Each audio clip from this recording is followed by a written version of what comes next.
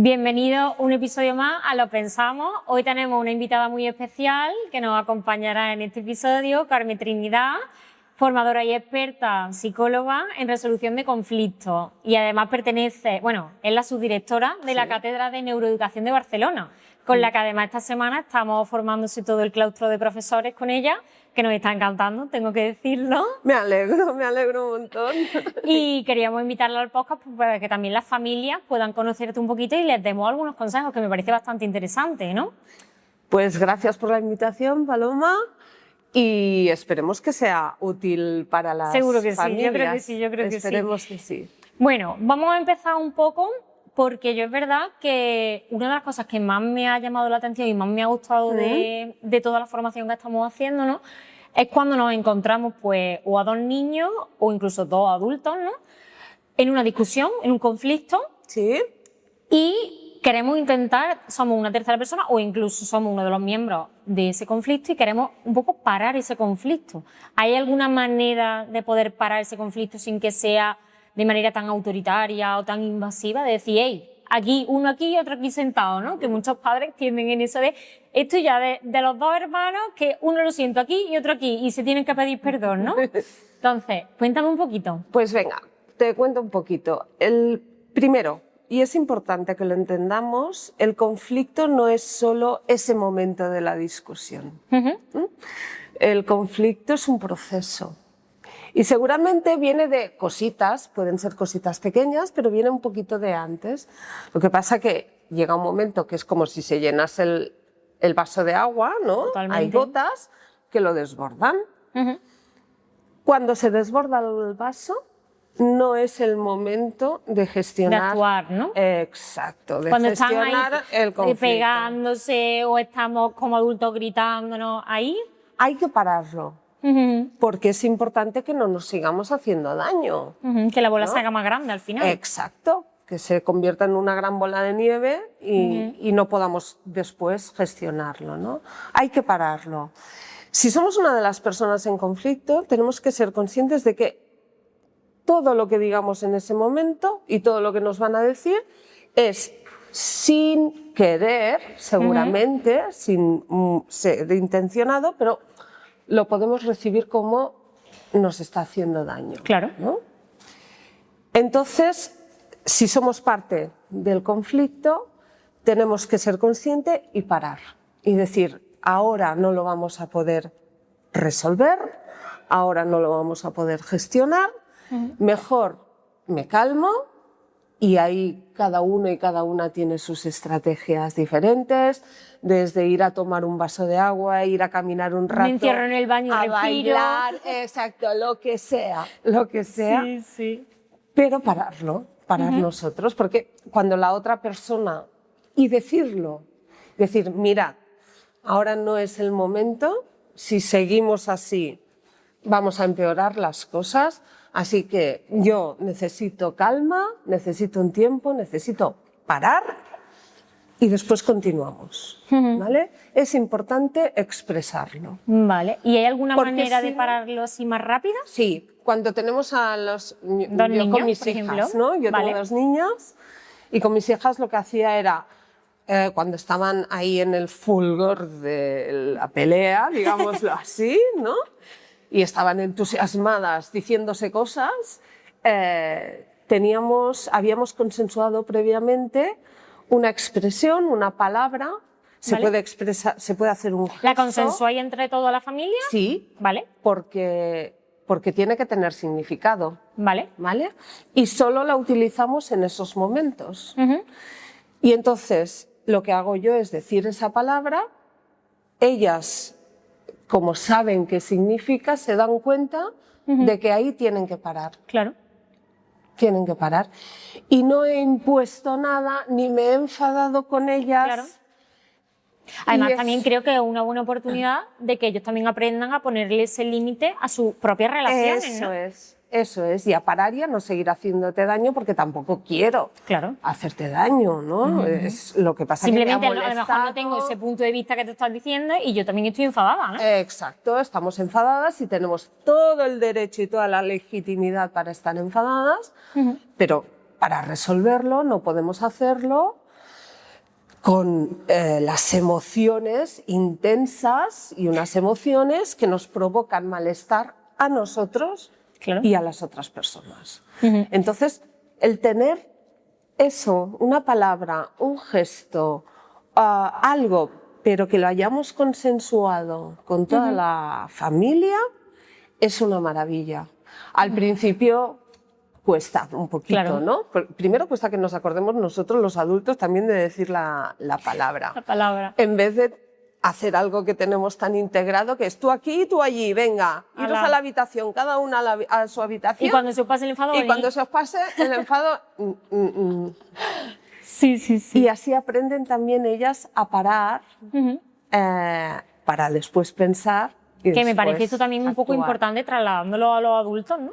Por a tu propia supuesto. relación de pareja, porque muchas veces no todo el mundo es capaz de resolver el conflicto en ese momento, porque para empezar veíamos también en la formación, ¿no?, que hay que esperar a que los dos estemos en la misma fase. Sí. No puede estar uno todavía con el calentón, digámoslo así, y otro ya está muy tranquilo, porque a lo mejor yo necesito todavía mi tiempo para querer resolver lo que ha pasado, ¿no? Entonces, me parece importante también que como adultos podamos usar un término o que acordemos en la pareja para decir, oye, vamos a cortar esto porque al final no vamos a llegar ahora mismo a ningún acuerdo, vamos a relajarnos y luego seguimos con la conversación y a lo mejor ya no lo vamos a ver de la misma manera, seguramente. Y la diferencia la acabas de decir tú.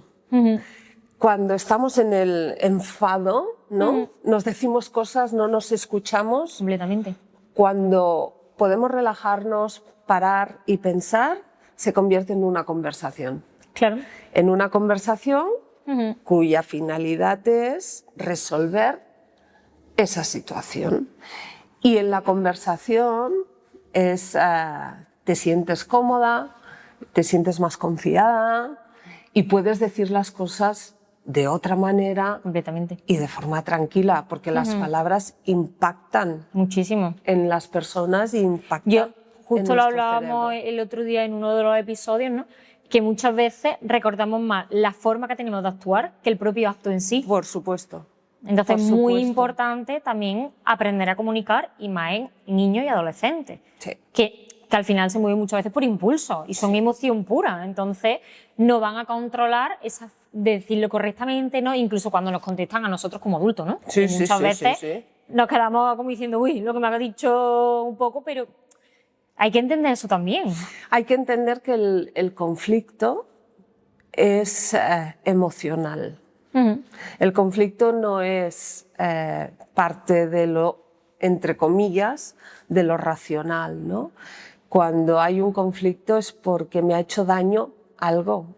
Poco daño, daño regular, muchísimo daño, pero algo Me ha de lo dolido. que ha hecho la otra persona me ha dolido.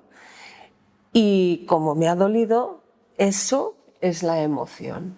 Y para poder gestionarlo, tenemos que reconocer mi emoción, las emociones de los otros, de las otras personas, y después hablamos y resolvemos el problema. De otra manera.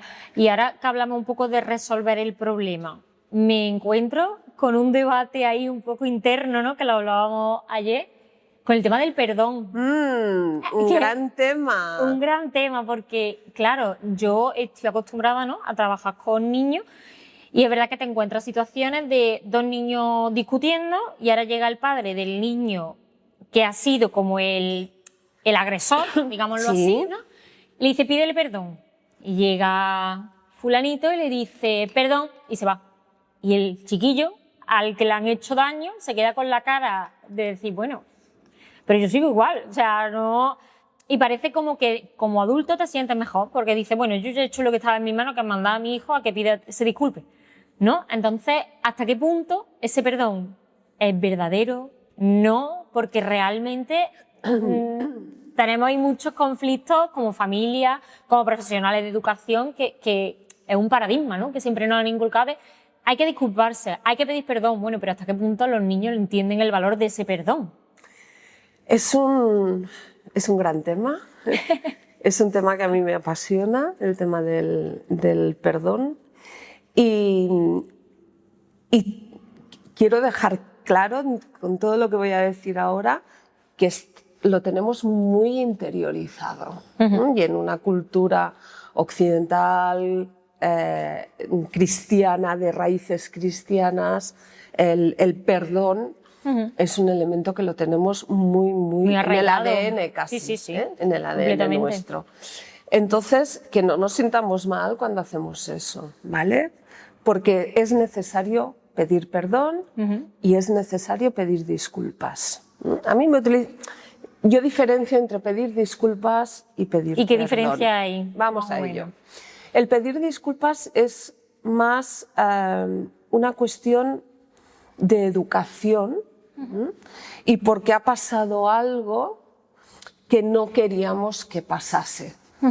Y entonces pides disculpas, lo siento, he perdido el tren, he llegado tarde, ¿vale? Y pides esas disculpas. Pero el perdón, para mí, es un proceso. Es más largo. Es mucho más largo. Entonces, en esa situación que tú comentabas, ¿no? Del padre, la madre que le dice, va, pídele perdón. O de la maestra, ahora que no nos oye. Por supuesto. Pídele perdón, ¿no? Claro.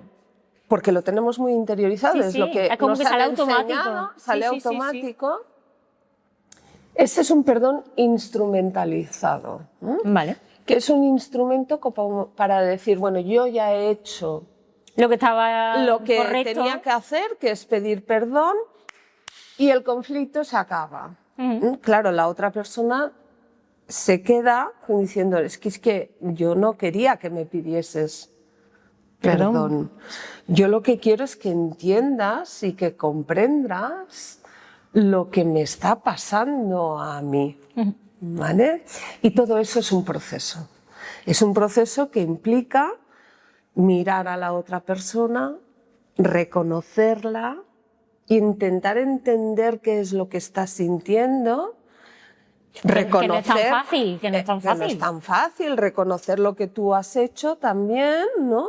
Y que eso es la fuente de ese estar dolido, de ese dolor, y después, en todo caso, hablar de ello y, si es necesario, finalmente, porque te arrepientes, claro. Porque te arrepientes, que no sea que te obliguen, pedir perdón. Sí, si te obligan, es un perdón sincero. Instrumentalizado. Claro, porque yo aquí me encuentro en la tesitura, ¿no?, de niños chiquitos, porque imagínate, ¿no?, 2 años, uno quería montarse en una moto de estas de juguete y ahora llega el otro, le pega un empujón y me monto yo. Pues claro. Porque al final el niño, pues yo quiero esa moto y yo no veo otra cosa. Yo no veo que a ti te voy a hacer daño, ¿no? Claro. Entonces ahí, ¿cómo le empezamos a enseñar? Porque claro, es tontería decirle al niño, pídele perdón. Es una palabra más, esa palabra no tiene significado para ellos, por mucho que ellos ya... Porque claro, muchas veces aquí en el cole normalmente trabajamos, ¿no?, ¿qué podemos hacer para que tu amigo esté más contento?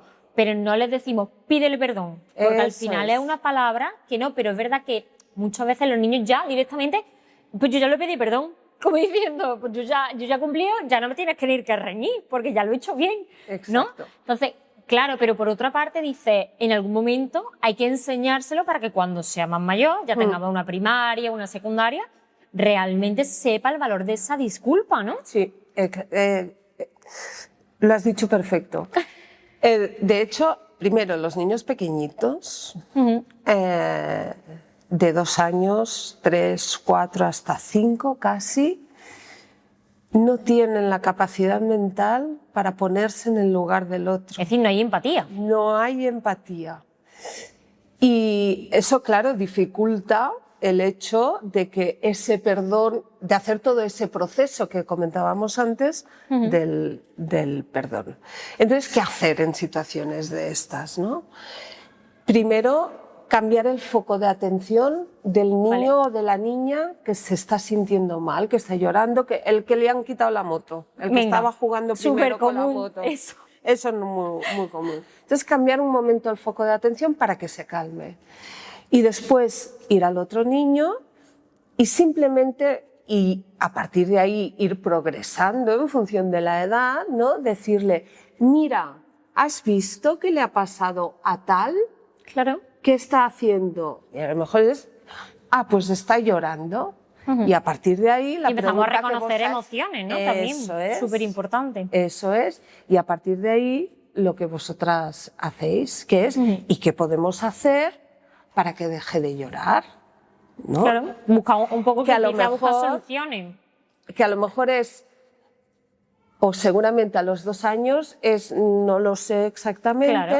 no lo sé exactamente, no les va a ser muy difícil pues que coja la moto él porque la tenía antes. Claro. A los 2 años les es difícil, pero poquito a poquito, Vamos a ir los enseñándole, 3, a los claro. 4, vamos a ir enseñándole, ¿no? Pero hay que, fíjate que siempre pasa por una misma secuencia, que es para, Ujú. piensa y después hacemos Actúa. algo. Y después Al final hacemos también algo. no se trata siempre de darle la respuesta al niño, ¿no? Sino de a lo mejor hacerle preguntas y que él solo encuentre esa respuesta. Es lo que hablábamos un poco con el modelo educativo que nosotros seguimos, ¿no? Al final es más bien que el protagonista del aprendizaje sea el niño y nosotros seamos una guía para ese aprendizaje, que nosotros vayamos modelando, pero al final él también tiene que descubrir esas cosas. Sí. Siempre decimos desde sistemas educativos, desde propuestas como la vuestra, que hay que acompañar y guiar al niño, a la niña, ¿no? Y la pregunta es, vale, ¿y cómo se acompaña y cómo se guía? Pues haciendo preguntas. Claro. Haciendo preguntas y que sean ellos mismos y ellas mismas los que encuentran la respuesta a esas preguntas. Y si lo trasladamos a casa, sería, vamos, es una Fenomenal. maravilla. Es una maravilla porque Eso es entonces un poco la idea también alineamos. del podcast, ¿no? Que al final los papás pues les sirva también un poco de ayuda, porque es verdad que en la sociedad en la que vivimos no nos da tiempo muchas veces a apuntarnos a cursos, máster, porque es que la vida da para lo que da, tenemos bastante con la crianza, el trabajo, el estrés. Entonces es verdad que con recursos así, ¿no? Pues es cómodo que lo puedes escuchar en un coche y al final vamos solventando un poco que es verdad que muchos papás me llegan, es que he hecho el curso de algún profesional y me he quedado igual. Digo, claro, porque no lo llegamos a aterrizar, ¿no? Que es tan importante que la teoría, siempre digo, la teoría es preciosa, pero que cada niño es un mundo y no a todo el mundo le funciona lo mismo. Sí, y además que tampoco tenemos que estar haciendo siempre preguntas. Hombre, en este caso, claro, por ejemplo, claro, ¿no? claro. Cogiendo el tema de las preguntas. Porque, oye, hay momentos que no tenemos tiempo, que llegamos tarde al cole y que hay que subir a los niños al coche. Totalmente. Y se acabó. Y no hay más. se acabó y no hay más, ¿no? Pero sí que en momentos compartidos, en momentos de tranquilidad, ¿no? O en momentos en que tenemos que ayudarles a hacer algo, hacer un pastel juntos, Por ejemplo. ¿no? Hay que batir los huevos. ¿Cómo los batirías? Claro, ¿No? no darle directamente la solución. Exacto. ¿Cómo los batirías? Pues así, asá. ¿Qué te parece si lo probamos de esta manera? Y ahí modela. Y ahí modelas y vamos acompañando y es muchísimo más satisfactorio para el niño, la niña y para el papá Porque la o han la conseguido mamá. ellos solitos. Es que al final eso es súper importante. Y para el papá y la mamá también es mucho más satisfactorio porque ve Claro. los progresos que va haciendo. Que su niño es capaz al final. Eso es. Que su niño es capaz al final.